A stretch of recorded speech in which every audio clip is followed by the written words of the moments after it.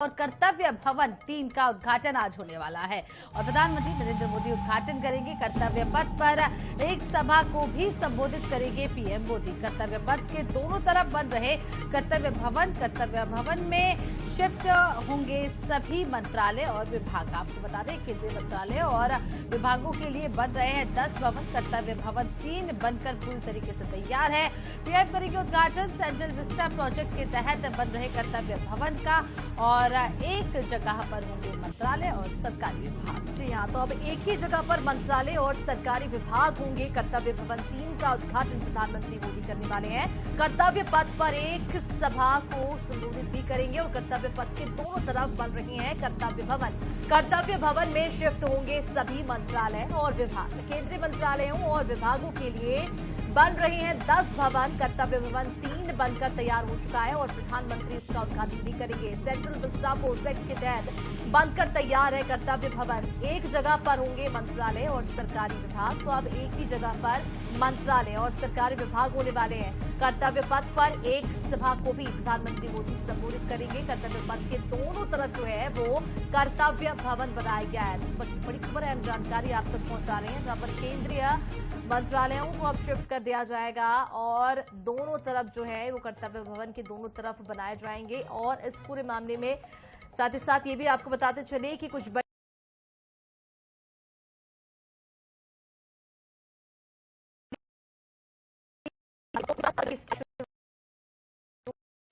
1,000 करोड़ रुपए खर्च किए। जल्द ही टूटेंगे कृषि उद्योग निर्माण और शास्त्री भवन। तो चलिए कुछ जरूरी बातें बता दें इससे जुड़ी हुई, जहां परियोजना पूरी होने के बाद बचेंगे सरकार के खर्चे। किराए पर खर्च होने वाले 1500 करोड़ की होगी बचत। 1950 से लेकर 70 के दशक में बनी इमारतों में चल रहे थे मंत्रालय परियोजना पर अब करीब 1,000 करोड़ रुपए खर्च होते थे और जल्द ही उद्योग निर्माण और शास्त्री भवन मंत्रालयों को खाली करने की प्रक्रिया शुरू की जाएगी। कर्तव्य भवनों को मेट्रो लाइन से भी जोड़ा जाएगा। इंद्रबस मेट्रो स्टेशन से एक नई लाइन प्रस्तावित है। तो मंत्रालयों को खाली करने की प्रक्रिया जो है वो शुरू कर दी गई है। कर्तव्य भवनों को मेट्रो लाइन से जोड़ा भी जाएगा और इंद्रप्रस्थ कर्तव्य भवन 3 पर एक नजर डाल लेते हैं। 24 मुख्य कॉन्फ्रेंस हॉल बनाए गए हैं। क्षमता जो है हर हॉल में 45 लोग बैठ सकेंगे। और ये भी जानकारी आप तक पहुंचा दी कि 26 छोटे कॉन्फ्रेंस हॉल भी इस दौरान बनाए गए हैं। और ये भी आपको बताते चले कि क्षमता जो है हर हॉल में 25 लोग इस हॉल में बैठ सकते हैं, ये क्षमता होने वाली है। तो मौजूदा भवन 1950 से लेकर 1970 के बीच बनाए गए थे और आपको ये भी बता दें कि सभी पुराने हो चुके हैं।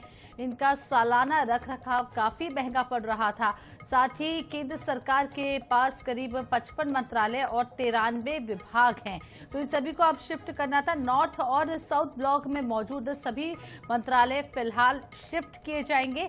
दोनों ही ब्लॉक को खाली करा दिया जाएगा, यानी कि पहले भवन पुराने भवनों को अब खाली करा दिया जा रहा है जो 75 साल पुराने हैं। इन्हें युगे युगीन भारत संग्रहालय बनाया जाएगा। साथ ही आपको ये भी बता दें ढांचे के साथ किसी तरह का छेड़छाड़ नहीं की जा रही है, यानी कि जो पुराने भवन है वो वैसे के वैसे ही रहेंगे। महाभारत से लेकर आज तक का इतिहास दिखेगा।